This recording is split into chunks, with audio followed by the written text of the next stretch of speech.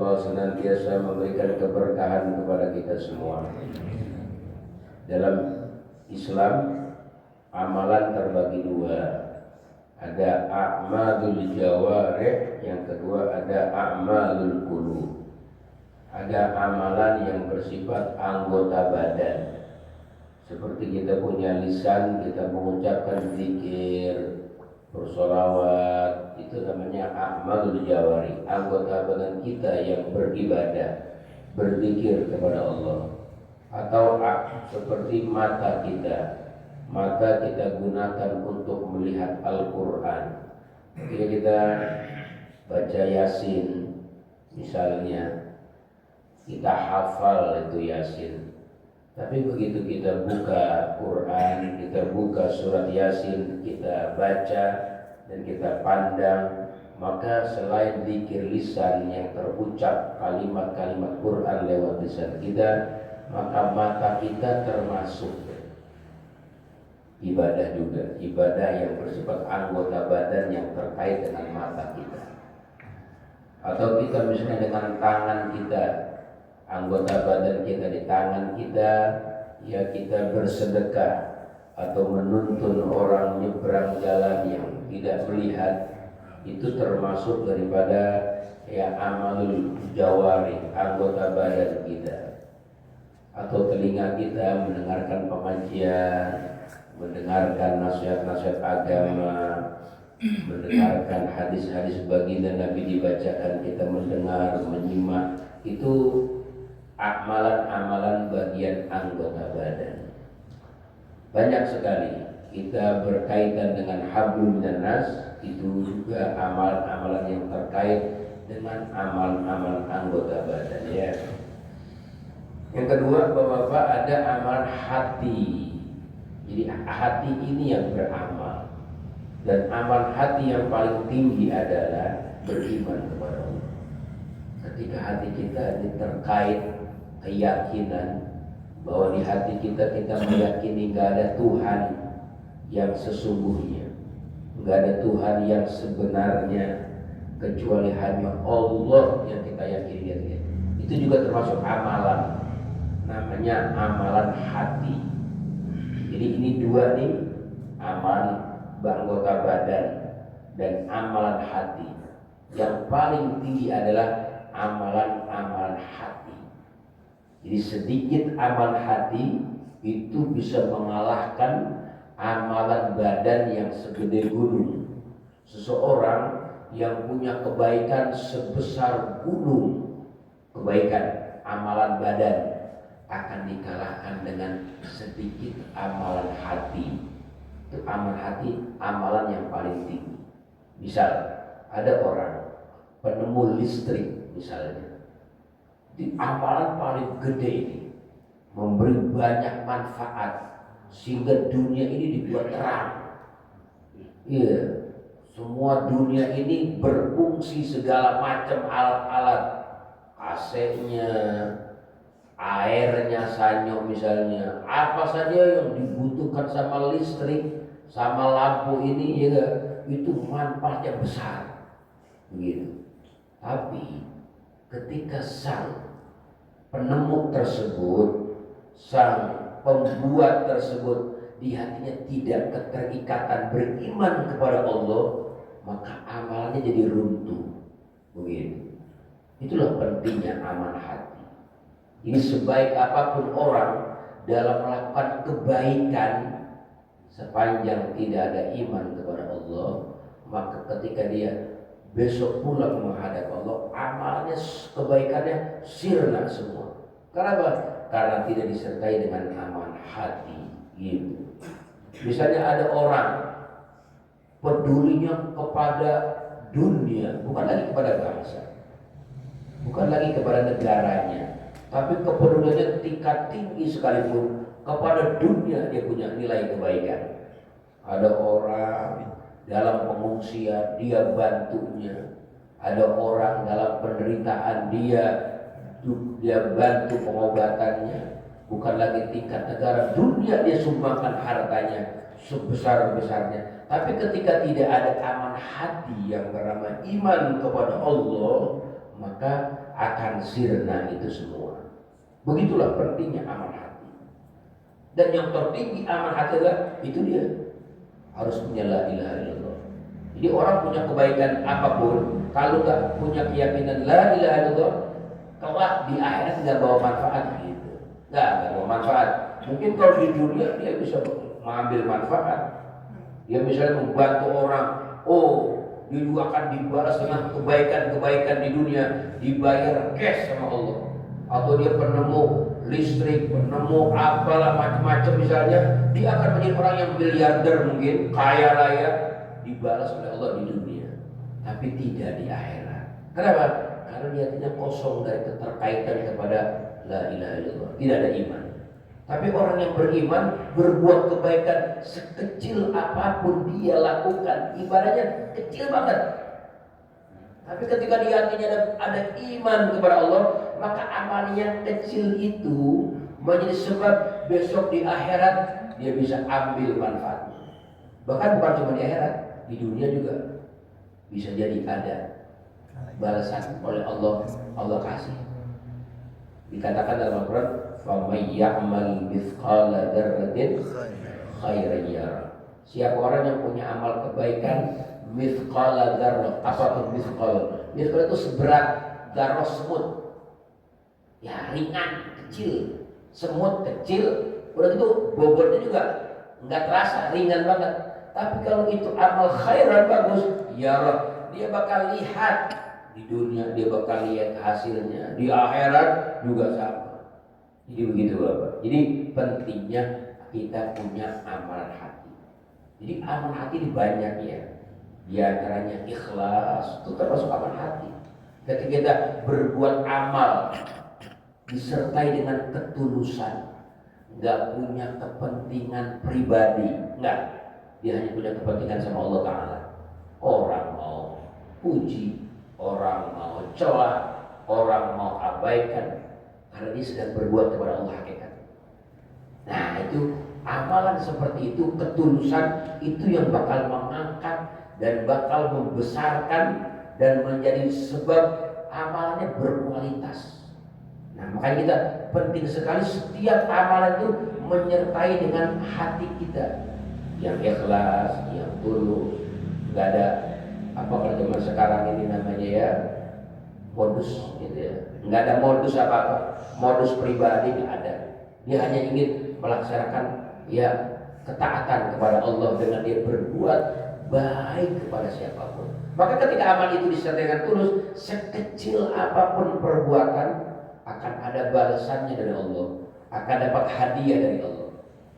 Kita lihat di masjid ini, di masjid ada yang tai cecak misalnya, itu kan tai cecak kecil banget, nggak seberapa lah, ya gak? Tapi ketika kita tergerak hati kita untuk lihat membersihkan masjid, memuliakan, kita angkat tuh kan, cecak buang.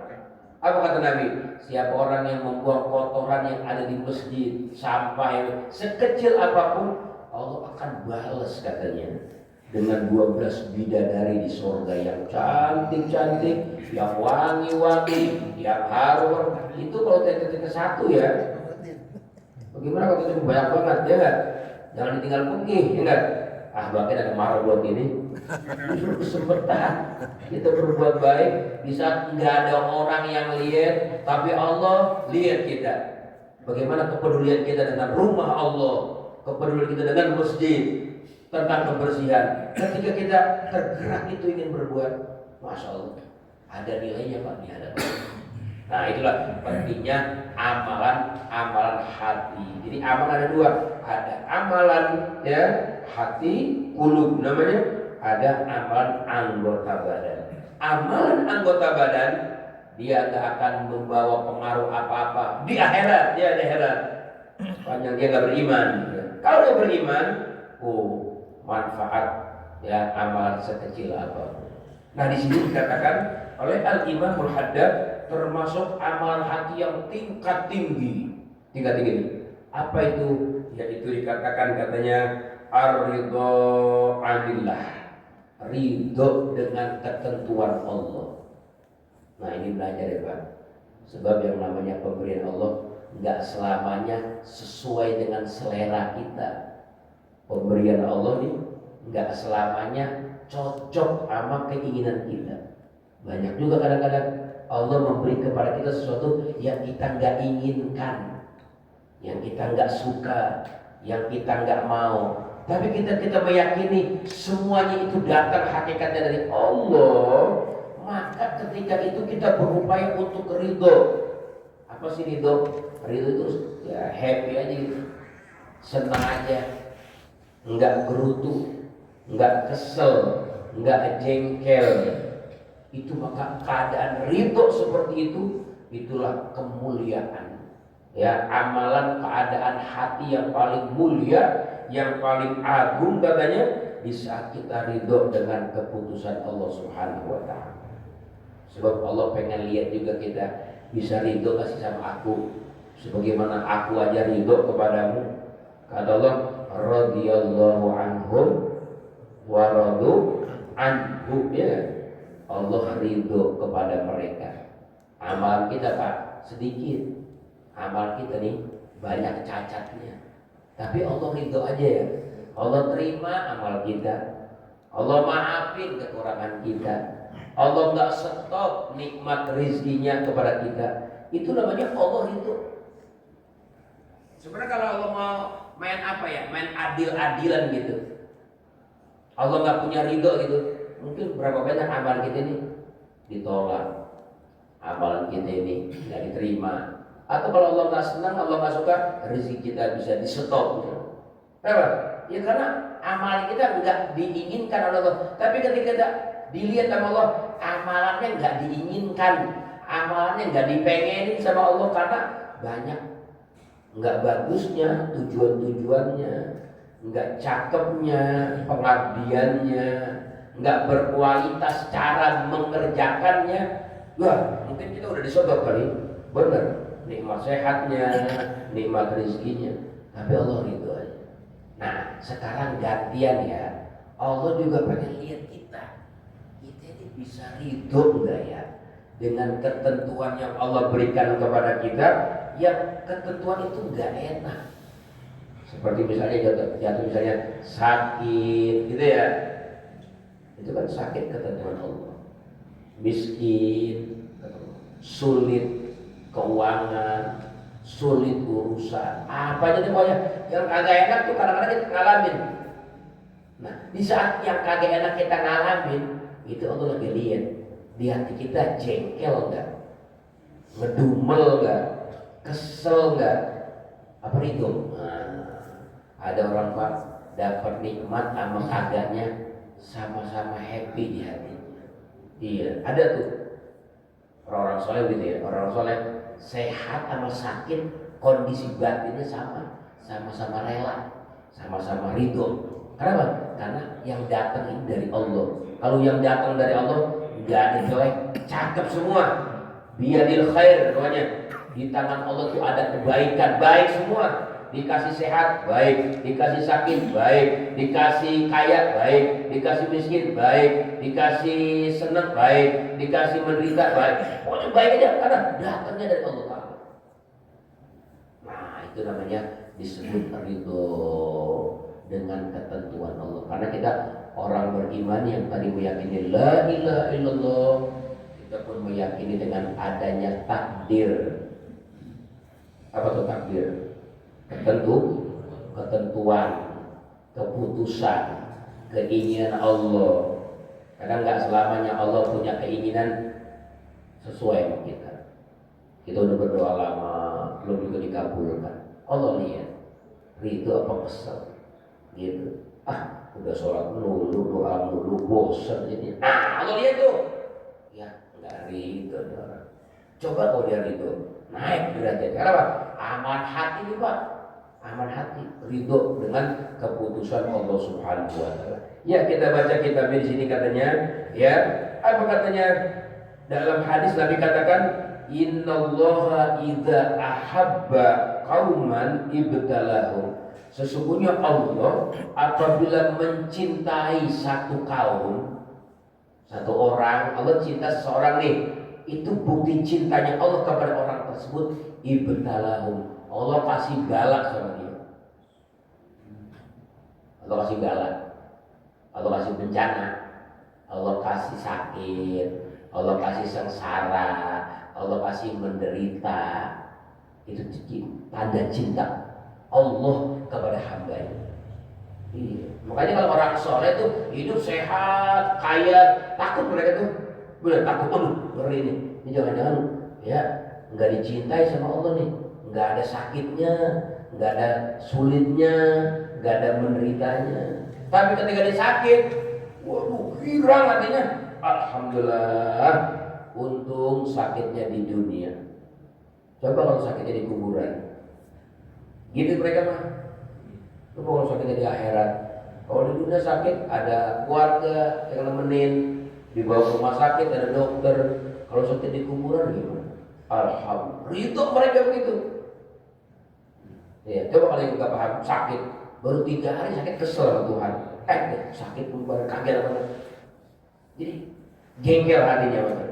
Jangan. Sebab kenapa? Orang sakit itu tanda orang dicintai sama Allah. Iya.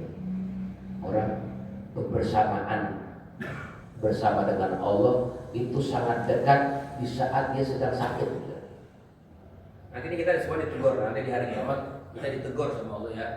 Allah bilang begini, hei hamba-hambaku sekalian, kenapa dulu ketika aku di dunia sakit, kok kamu nggak ngebesuk saya, nggak jenguk saya? Kenapa?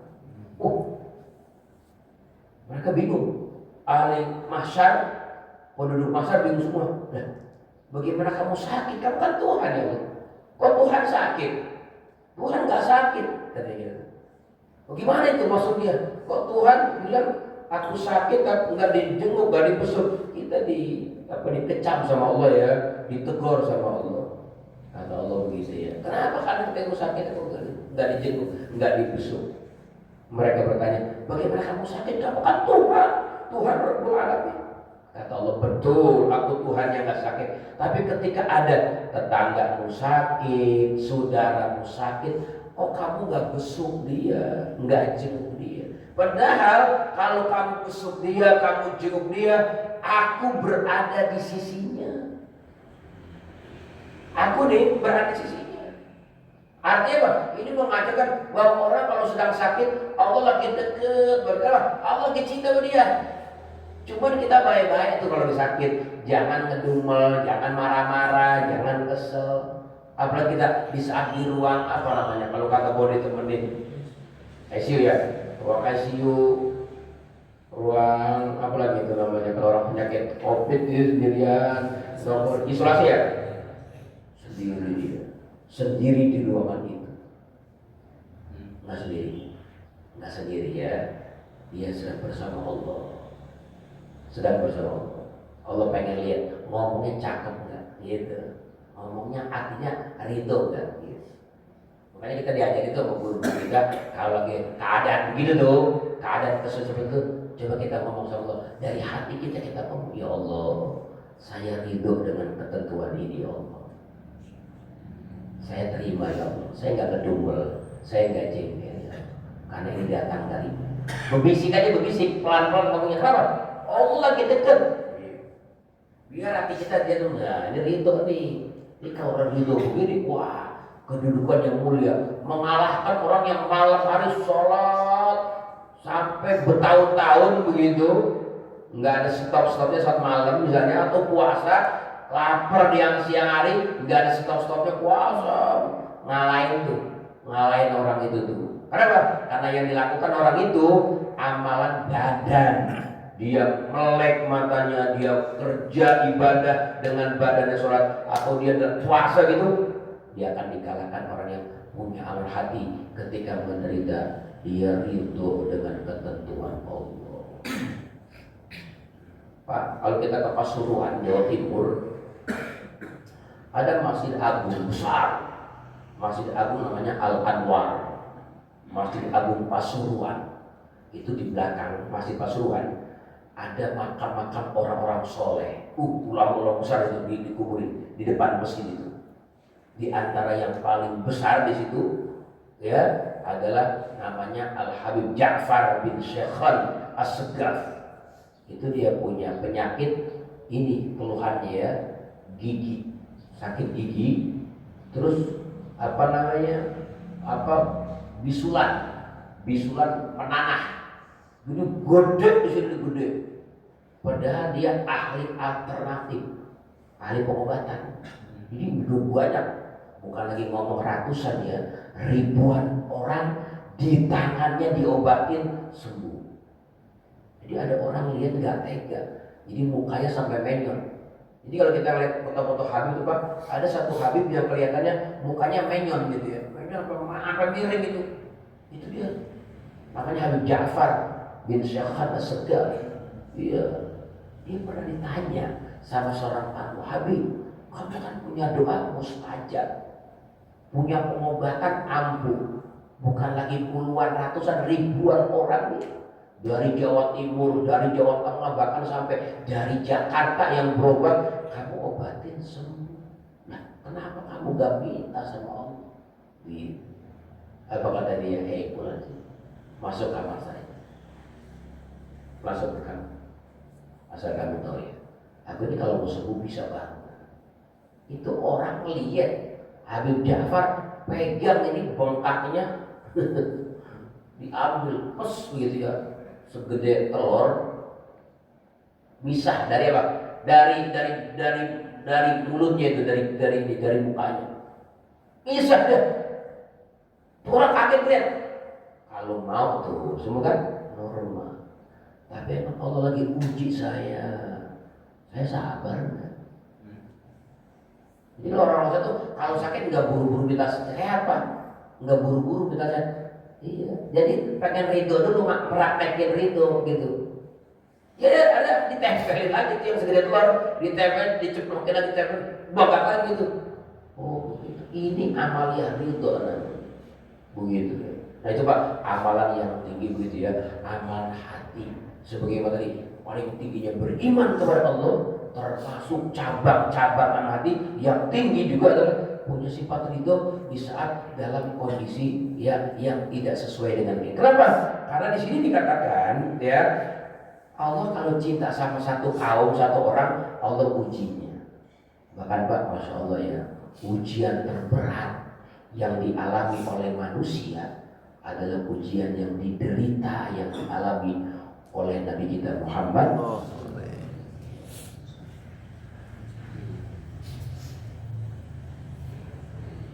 Dunia ini Pak, hidup di dunia ini nggak mulus ya. Jadi mimpi orang kalau pengen hidup di dunia senang terus, bahagia terus, sehat, ya nggak ada ceritanya. Iya, jangankan orang kayak kita banyak kekurangan, sekelas nabi, nabinya nabi paling mulia, nabi paling tinggi ya, Nabi kita Muhammad. Oh itu paling berat ujian. Jadi uji ridho kan. Makanya Allah bilang wa saufa yu'tika rabbuka. Ya, Allah bakal kasih kepada engkau Muhammad. Ternyata kamu jadi orang yang ridho, yang senang. Nabi Muhammad ridho. Bagaimana enggak ridho? Dikasih kabar sama Allah. Hei Muhammad, kamu punya pangkat tinggi ya, jadi nabi, jadi rasul ya, tinggi pangkat. Tapi sebagai imbas kamu jadi orang yang mulia, yang tinggi, aku mau kasih sesuatu yang kamu harus itu. Apa itu ya Allah? Kamu nanti punya cucu, namanya Husain. Husain itu nanti bakal dipenggal lehernya. Itu dikasih berita. Ya Allah, Pak. Jadi kadang-kadang kalau dikasih jabatan tinggi itu, Bapak jadi presiden ya. Cuma nanti anak tunggal ya, disembelih orang rame-rame. Mau gak jadi presiden? Mau gak? Jadi kita jadi presiden nih, ya. Cuman ada tumbalnya gitu. Ngapain gitu? Udah sih jadi RT aja deh. Yang penting aman gitu ya. Iya betul. Nabi Muhammad setelah jadi nabi dikasih tahu bahwa nanti dia akan punya cucu yang namanya Hasan, Husain. Hasan nanti matinya diracun. Racunnya nggak langsung mati lagi, pelan-pelan. Virusnya tuh nyiksa nyakitin. Berapa tahun tuh? Sayyidina Hasan begitu minum yang ada racunnya itu, menderita sakit dirinya. Kayak orang punya penyakit lambung lah, atau penyakit misalnya batuk lah misalnya di sini. Lama itu. Nah, sementara adiknya Husain nggak tahu tanggung, ya dipenggal makanya. Nah seperti itu. Itu yang sekelas Nabi. Nabi Zakaria, ya kita Nabi Zakaria, masya Allah, ya. Orang soleh, ahli takwa, ahli ibadah. Orang semuanya tahu lah, Nabi Zakaria orang baik di tengah-tengah masyarakat. Tapi kan sebaik-baiknya orang Pak, yang benci pasti ada. Iya, ini kita nih jadi orang baik banget. Sama orang peduli, sama saudara rukun, sama saudara perhatian, sama masjid perhatian. Tetap aja ada aja orang yang benci itu. Ini Nabi Zakaria, Nabi. Kalau Nabi kan steril hidupnya. Kalau Nabi steril, nggak ada kekurangannya, nggak ada. Kekurangan-kekurangan yang bersifat manusia yang lumrah, nggak ada. Nabi, tapi bagaimana kematiannya? Tragis ya. Iya, dikepung sama orang yang kagak suka, dikejar-kejar, semuanya pada bawa satu yang mau dibantai dulu. Kabur Nabi Zakaria, lari dia. Begitu lari, masya Allah, orang soleh ya, orang takwa. Ada pohon besar terbuka gitu. Pohon besar terbuka. Pengen apa? Pengen melindungi Nabi Zakaria. Masuk Nabi Zakaria ke pohon itu, ditutup begitu. Begitu ditutup, iblis datang, ditarik gamisnya tuh, gamis Nabi Zakaria ditarik, sehingga begitu merapat, gamisnya kelihatan sedikit. Orang melihat, cari mana nggak ketemu tuh, lari kemana? Begitu lihat gamis nongol di pohonan, nah kata orang kampung, ini dia nih bajunya, mungkin dia ngumpet di sini. Ambil gergaji besar, guru terang-terang, ya Allah Pak, terbelah itu Nabi Zakaria badannya, begitu terbelah, ya Allah bagaimana ya? Kalau kita kan kalau operasi biasanya disuntik bakal dulu biar anti nyeri, lah itu nggak ada, ya nggak ada bius, nggak ada apa-apa, normal itu. Lah kesakitan ya teriak Nabi Zakaria, teriak kesakitan. Apa kata Allah? Hai Zakaria, sabar ya, ridho ya. Kalau kamu nggak teriak, kamu bakal derajat yang tinggi. Ditahan Pak tuh teriak, begitu ya, diteriak. Nah enggak, kalau sakit tuh jangan kebanyakan lu, jangan cengeng begitu. Belum seberapa, Nabi Zakaria ketika digorot, teriak dia kesakitan. Zakaria, kalau kamu terus teriak, nggak naik pangkatmu di hadapanku. Ya Rabb, aku ridho. Putus sama meninggal. Itu sekelas Nabi Zakaria. Anaknya juga sama tuh ya, Nabi Yahya. Yahya kan Nabi Zakaria. Nabi Yahya juga sama tuh, dibantai juga tuh. Jadi di dunia ini hidup gak mulus ya. Pasti ada ujian. Meskipun kita memang disuruh sama Allah, disuruh sama Nabi, jangan lupa ya Pak, minta selamat. Selamat diri kita, anak kita, harta kita, apa yang kita pengenkan kita selamat. Dan yang paling penting Pak, selamat agama kita, selamat hati kita. Kita minta. Bahasa singkatnya begini, Allahumma inni as'alukal afiyah fid dunya wal akhirah. Tetap kita minta selamat, kita pengen minta sehat, kita pengen minta yang kita senengin, yang kita sukain ya Allah. Kata Nabi minta. Kata istrinya itu Sayyidah Aisyah, ya Rasulullah, apa sih yang paling cakep kita minta ya Rasulullah? Kasih tahu dong. Ya, kita nggak paham nih, bukan ahli meminta. Kalau kamu kan hamba Allah, ahli meminta, tahu yang diminta. Yang paling mahal apa ya Rasulullah yang harus kita minta sama Allah? Kata Nabi Muhammad, hei Aisyah, sering-sering kamu baca Allahumma inni as'alukal afiyah fid dunya wal akhirah. Ada tadi ya, di wirdul latif ada dia, Allahumma inni as'alukal afiyah fid dunya wal akhirah. Ya Allah, sungguh aku minta kepadamu afiyah, selamat ya, selamat diri saya, selamat keluarga saya, selamat harta saya, selamat ya iman saya selamat, agama saya selamat, hati saya itu yang panjang itu pengen kita keinginan yang sesuai dengan keinginan kita selamat sejahtera, itu bahasa singkatnya dengan al-afiyah. Allahumma inni as'alukal afiyah. Itu beda-beda. Tapi katakannya ini, kalau nanti suatu saat kondisi ya menentukan kita diberikan yang gak enak, yang gak sesuai, maka belajar kita untuk ridho kepada Allah. Karena bisa jadi apa yang sedang kita alami, yang ditentukan oleh Allah, yang diberikan Allah, itu mungkin tanda cinta Allah kepada kita agar kita ridho dengan keputusan Allah. Makanya ketika dia diuji, dia ridho. Faman radiya falahur ridho. Siapa orang yang bisa ridho kepada Allah di saat seperti itu, maka dia dapat pahala ridho. Pahala ridho itu pahala paling tinggi. Iya, apalagi kita kan kalau minta surga kan, sebelum minta surga kan ridho dulu. Allahumma inni as'aluka ridhoka baru wal jannah ya. Iya, orang tanya, kok surga belakangan ridho dulu? Iyalah, ridho paling mahal, minta. Nah, kalau Allah pengen ridho sama kita diuji dulu. Kamu ridho gak dengan pemberian saya, dengan ketentuan saya? Begitu. Ya, dikatakan di hadis lain, innallaha bihikmati jar rauha wal fara fil yakin war ridho. Sesungguhnya Allah dengan hikmahnya, kita nggak paham ya hikmah Allah. Ya, itu menjadikan katanya orang senang, orang bahagia itu pada perkara yakin sama ridho. Kalau orang punya yakin, pasti hidupnya happy terus.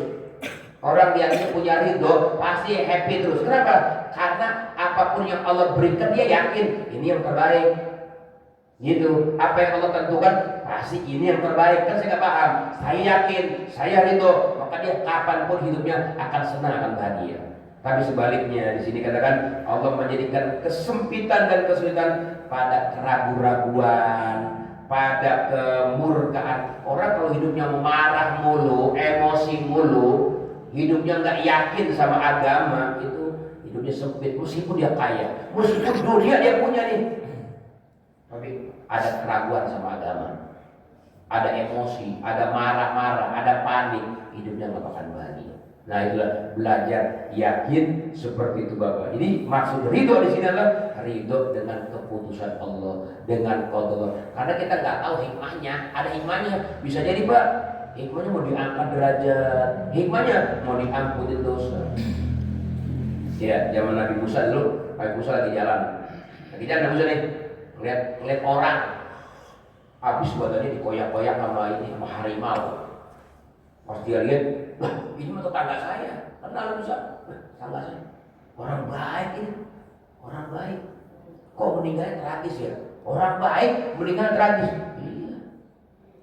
Itu kayak tadi Nabi Zakaria meninggalnya tragis, digodok, digergaji. Nabi Yahya. Iya. Iya. Banyak orang-orang soleh yang meninggal tragis di jalan tol, tabrakan. Dasar tabrakan berat, tragis itu ya, sampai hancur dia punya badan mobil.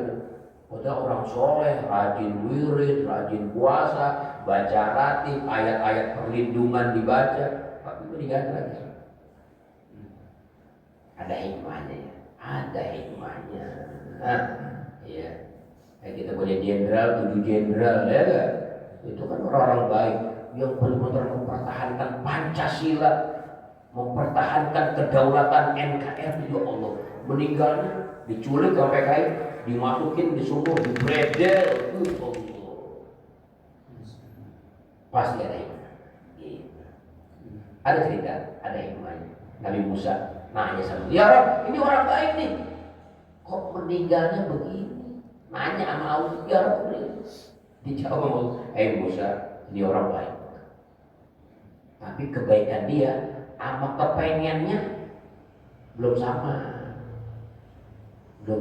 karena dia punya kepengennya tinggi. Emang dia pengen apa? Dia kalau berdoa tuh dia pengen gini, ya Allah, nanti saya di akhirat pengen bareng-bareng sama Nabi saya, Nabi Musa, karena saya akan nikmat bersama Nabi Musa. Dia pengen sama kamu, cuman amalan dia nih belum sama tuh.